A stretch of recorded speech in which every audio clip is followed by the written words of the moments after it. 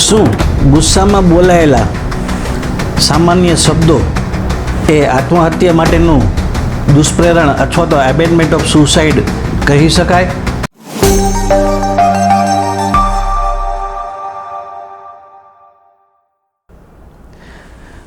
શું માત્ર સામાન્ય ઘરના ઝઘડામાં ગુસ્સામાં બોલાચાલી થઈ હોય તો આવા કિસ્સાને આત્મહત્યા માટેનું દુષ્પ્રેરણ ગણી શકાય?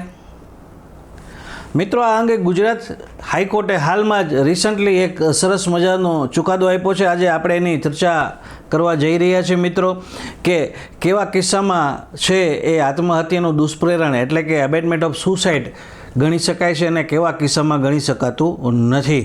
તો મિત્રો, હું છું એડવોકેટ સંજય પંડિત અને આપ જોઈ રહ્યા છો કાયદાની વાતો. આજે આપણે ચર્ચા કરશું રિસન્ટલી હમણાં જ નામદાર ગુજરાત હાઈકોર્ટે આત્મહત્યા બાબતેના એક કેસમાં સરસ મજાનો ચુકાદો આપ્યો છે. મિત્રો આ કેસ હતો state of Gujarat versus Jayeshbhai. મિત્રો, આખો કેસ એવો હતો કે જયેશભાઈના પત્નીએ આત્મહત્યા કરી હતી અને આત્મહત્યા થયા બાદ એમના વિરુદ્ધ IPC 306 મુજબનો કેસ ચાલેલો અને ટ્રાયલ કોર્ટે જયેશભાઈને નિર્દોષ જાહેર કરેલા. નિર્દોષ જાહેર થયા પછી સરકારે એટલે કે રાજ્ય સરકારે આ નિર્દોષ એક્વિટલ સામે ગુજરાત હાઈકોર્ટમાં અપીલ કરી અને એ ગુજરાત હાઈકોર્ટમાં અપીલ હાલમાં જ એની સુનાવણી થઈ અને આ સુનાવણી થયા બાદ નામદાર ગુજરાત હાઈકોર્ટે જે ટ્રાયલ કોર્ટનો ચુકાદો હતો નિર્દોષ છોડી મૂકવાનો પતિને, એ ચુકાદાને યથાવત રાખ્યો છે. મિત્રો આ ચુકાદાને યથાવત કયા કારણોસર નામદાર ગુજરાત હાઈકોર્ટે રાખ્યો તો જો એ આપણે જોઈએ તો કેસની ચર્ચામાં એવું છે કે નામદાર ગુજરાત હાઈકોર્ટે એવું કીધું કે માત્ર સામાન્ય બોલાચાલી થઈ હોય કે સામાન્ય ઝઘડા થયા હોય એને આત્મહત્યા બાબતનું દુષ્પ્રેરણ કે એબેન્ડમેન્ટ ઓફ સુસાઇડ કહી શકાય નહીં. એટલે ગુજરાત હાઈકોર્ટે પોતાના ચુકાદામાં એવું સ્પષ્ટ નોંધ્યું કે merely domestic discord or harassment is not sufficient for IPC 306.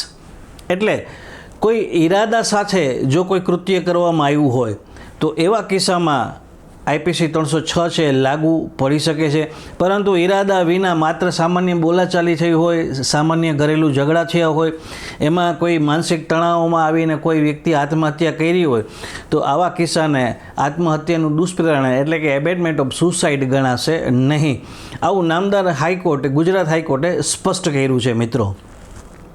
મિત્રો, તમારી પાસે પણ આવી કોઈ કેસની માહિતી હોય, તમારે આવા કોઈ કેસને લગતા આત્મહત્યાના કેસને લગતા કોઈ પ્રશ્ન હોય, કોઈ મૂંઝવણ હોય તો તમારા પ્રશ્ન કોમેન્ટ બોક્સમાં જરૂરથી મૂકશો. કાયદાની વાતો છે એનો જે કંઈ પણ કાયદા મુજબ હશે એનો જવાબ આપશે અને તમારી મૂંઝવણ છે એને દૂર કરવાનો પ્રયાસ કરશે. મિત્રો, હું આશા રાખું છું આ વિડીયો તમને પસંદ આવ્યો હશે. વિડીયો પસંદ આવ્યો હોય તો તમારા ગ્રુપમાં જરૂરથી શેર કરજો. આ ચેનલને સબસ્ક્રાઈબ અને ફોલો કરવાનું ચૂકશો નહીં.